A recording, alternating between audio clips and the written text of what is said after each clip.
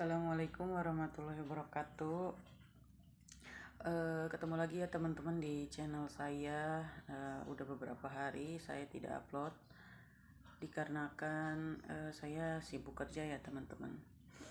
Nah, saya di sini mau berbagi informasi mengenai bagaimana cara saya mengelola perih lambung ya, atau luka lambung selama saya sakit.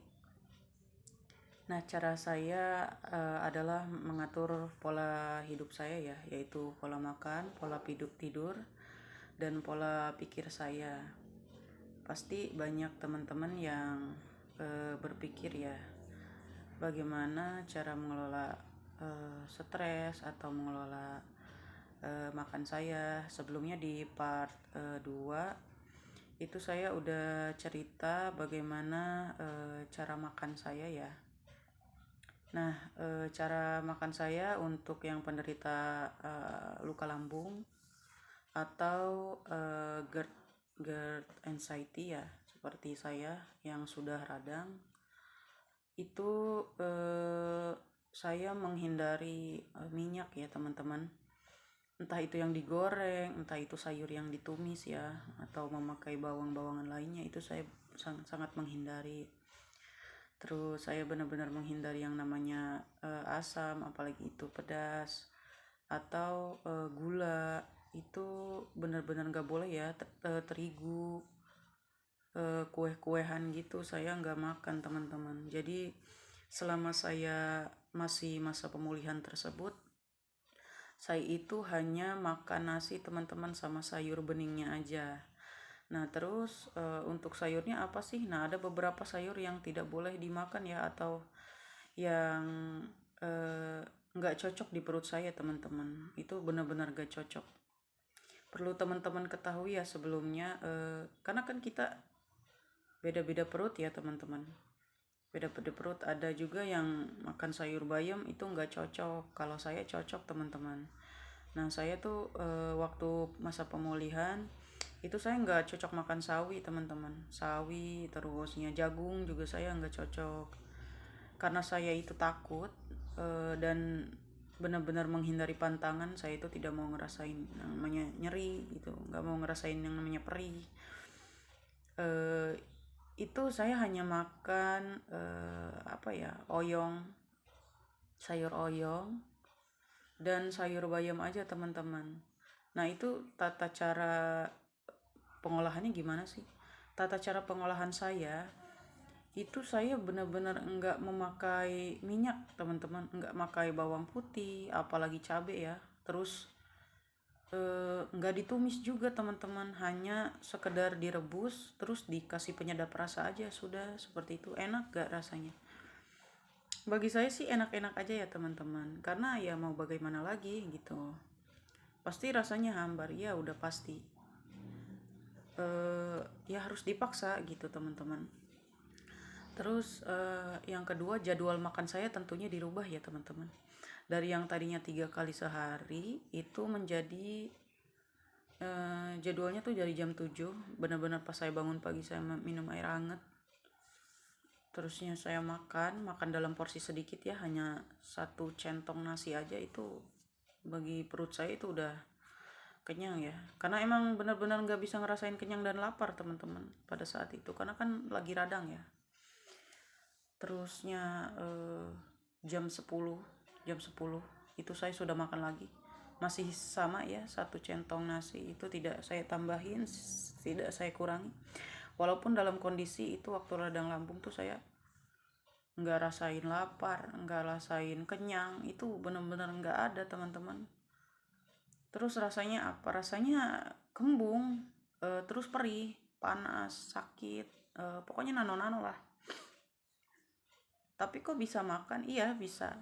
Bisa makan karena kan itu sudah harus ya, sudah menjadi kewajiban saya itu di jam 7, jam 10 itu harus benar-benar dijaga gitu, nggak boleh lewat atau nggak boleh kurang gitu, karena saya benar-benar ngejaga banget. Jam 7, jam 10, terus balik jam 2, terus jam 5 tentunya. Nah, terakhir itu saya makan di jam 7 malam. di jam 7 malam, di jam 8-nya berarti saya sudah tidur teman-teman. Waktu saya tidur gimana? Pasti susah banget ya buat tidur. Iya benar banget, saya itu susah tidur teman-teman. Tapi gimana pun caranya saya harus tidur gitu. Gimana pun caranya saya harus tidur.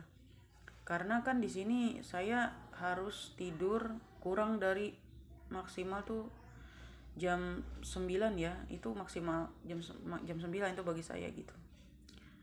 Itu jangan sampai saya lewat dari jam 9 gitu. Susah nggak? Susah tentunya teman-teman. Karena yang namanya kita lagi luka lambung, radang lambung. Apalagi di sini kondisi esofagus saya tuh sudah membengkak teman-teman. Sudah mengalami ya luka-luka ya. Itu luka-lukanya banyak teman-teman. Pas di USG aja itu kata dokter saya itu mengalami pembengkakan teman-teman gitu. Nah terus pada malam hari juga saya suka terbangun ya di jam 2, di jam 4, pokoknya ya nggak tenang lah. Seperti teman-teman gitu yang tidurnya nggak tenang gitu. Nggak seperti orang normal teman-teman. Ya pasti kita kebangun-kebangun karena ada yang dirasakan dan perut kita itu ya sedang luka gitu. Sedang sariawan ya, kalau kayak di mulut itu kita tuh lagi sariawan. Nah itu benar-benar kacau lah pokoknya gitu ya. Tapi selama kita mau berikhtiar ya teman-teman, terutama di pola makan sih ya menurut saya. Di pola makan sama pola pikir itu nomor 1 teman-teman. Nomor 1. Karena kalau kita pola pikir kita nggak sehat terus makannya dijaga ya percuma. Ya biasa aja, lepasin aja teman-teman beban pikiran kalian tuh jangan terfokus sama pasti bakal terjadi apa-apa. Enggak teman-teman, enggak akan terjadi apa-apa. Itu hanya sensasi teman-teman. Ya kayak kita sariawan aja gitu.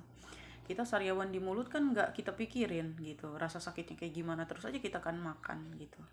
Nah itu seperti itu teman-teman. Jadi untuk teman-teman yang sekarang lagi menjalani pemulihan asam lambung, terutama radang ya, radang lambung, luka lambung, atau itu sih namanya sih tukak lambung ya, lebih ke tukak lambung. Biasa aja gitu teman-teman. Lagian juga teman-teman kan ketika mengalami sariawan di bibir itu nggak dipikirin kan teman-teman gitu. Memang sensasinya tuh luar biasa teman-teman. Dari rasa nyeri, perih, rasa terbakar di perut kiri atau sampai ke ulu hati ya, terutama benar-benar sakit banget. Tapi ya harus gimana lagi? Cara satu-satunya kita itu harus ikhlas teman-teman. Terusnya jalani aja gitu sesuai dengan metode. Tidak boleh ini, tidak boleh itu gitu. Jalani aja kayak gitu. Jadi tidak usah dipikirin lah gitu. Nggak usah dibawa wah pasti begini pasti begitu, nggak usah teman-teman. Pokoknya lepasin aja rasa kayak pasti begini pasti begitu pasti terjadi ini pasti, nggak akan teman-teman, tidak akan terjadi apa-apa teman-teman. Itu hanya sensasi seperti kita tuh sariawan di mulut, udah hanya itu aja teman-teman. Yang saya itu bisa terbebas dari anxiety ya, terutama anxiety itu kan kecemasan berlebihan gitu.